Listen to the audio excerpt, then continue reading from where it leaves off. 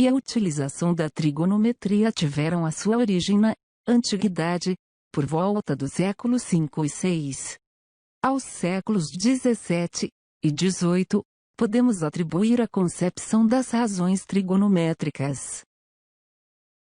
A origem da trigonometria está diretamente relacionada à astronomia, uma vez que as necessidades humanas contribuíram significativamente para a busca de meios de produção agrícola. Para produzir alimento, tornou-se necessário o conhecimento dos astros, das estações do ano, do movimento da Terra, e foi exatamente nesse momento que a matemática demonstrou suas contribuições. A matemática é uma ciência que busca modelar a realidade em fórmulas, estruturas e padrões.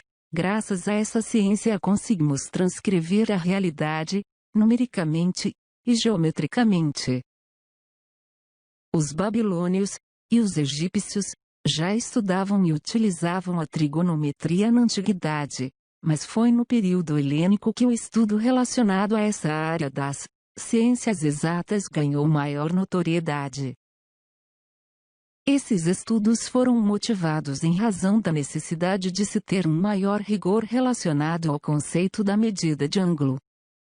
Na Grécia, Hipócrates e Eudoxo foram personalidades importantes que estudaram conceitos relacionados à medição de ângulo.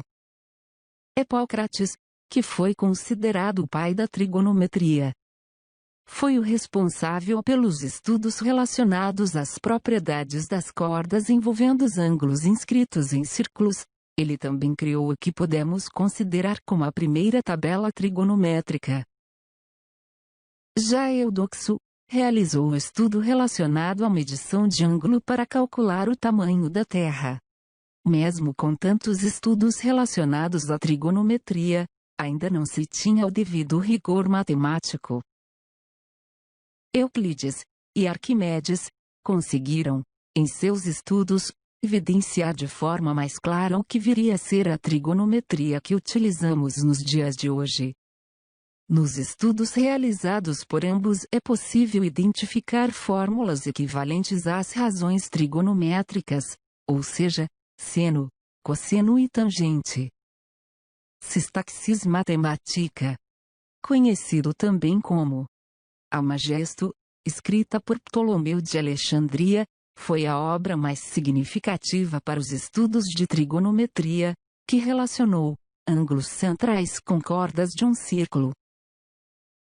Os árabes, os persas e os índios também contribuíram para a criação da trigonometria. Podemos atribuir maior relevância aos estudiosos Al-Batani, Aryabhata e Abu-Wafa. Mesmo a trigonometria, tendo toda essa origem histórica, estudos apontam que a sua formulação com o rigor do qual a utilizamos hoje data do século XVII, sendo possível graças ao desenvolvimento da álgebra. Veja outros nomes importantes. Fibonacci foi considerado como um dos matemáticos que, inicialmente, mais contribuiu para a trigonometria no século XVII, em virtude de sua obra Practica Geometriae, que foi um estudo da trigonometria árabe, com a agrimensura. O matemático, Purbash, no século XIV, elaborou uma nova tábua de seno, baseando-se nos estudos de Ptolomeu. Regiomontanus foi considerado um dos maiores matemáticos do século XV, ele foi o autor do livro Tratado sobre Triângulos. Discípulo de Purbash, foi quem conseguiu emancipar a trigonometria em relação à astronomia. Seu livro continha a trigonometria completa. Piscus foi quem criou a palavra trigonometria. Esse termo apareceu pela primeira vez em um de seus livros. John Newton publicou o Tratado da Trigonometria Britânica, livro baseado nos estudos de Gellibrand, que foi considerado o mais completo livro tratando dos assuntos relacionados à trigonometria do seu tempo. Joallis também contribuiu muito, pois conseguiu expressar fórmulas trigonométricas sem utilizar proporções. Vamos agora resolver alguns problemas envolvendo os cálculos trigonométricos. Primeiro problema.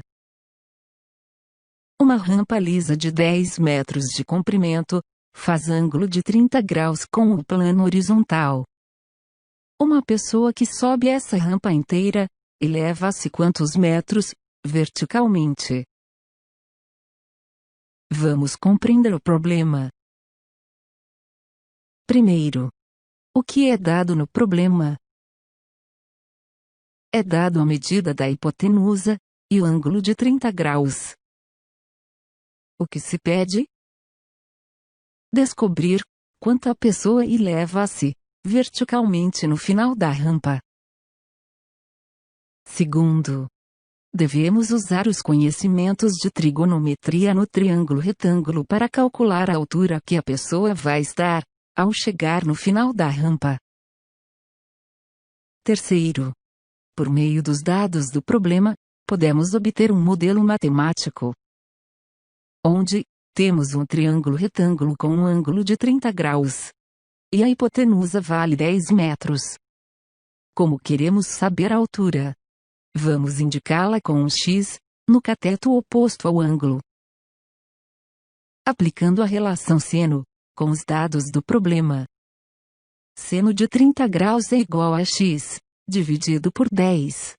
Implica, no valor do seno de 30 graus, que é meio, igual a X, dividido por 10. Implicando em 2x, igual 10. Temos como resultado x igual a 5. Logo, a pessoa ao final da rampa eleva-se 5 metros verticalmente. Agora, vamos resolver mais um problema. O ângulo de elevação do pé de uma árvore, 50 metros da base de uma encosta, ao topo da encosta é de 60 graus.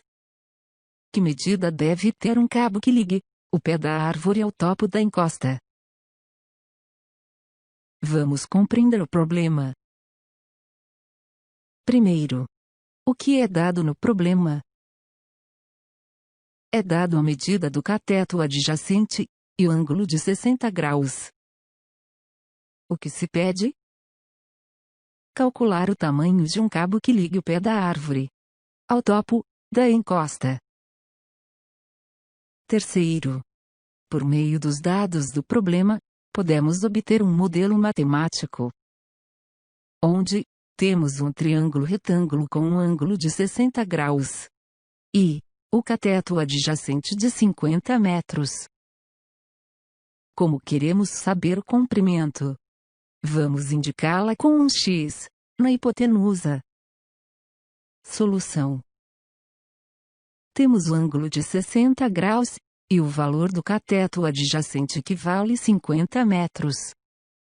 Podemos usar a relação trigonométrica, a relação cosseno, onde cosseno é igual à medida do cateto adjacente ao ângulo, dividido pela medida da hipotenusa.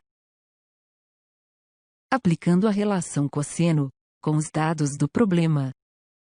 Cosseno de 60 graus é igual a 50, dividido por x implica, no valor do cosseno de 60 graus, que é meio, igual a 50, dividido por x implicando em x, igual 100. Sendo esse o resultado do problema. Logo, o cabo que irá ligar o pé da árvore ao topo da encosta terá 100 metros.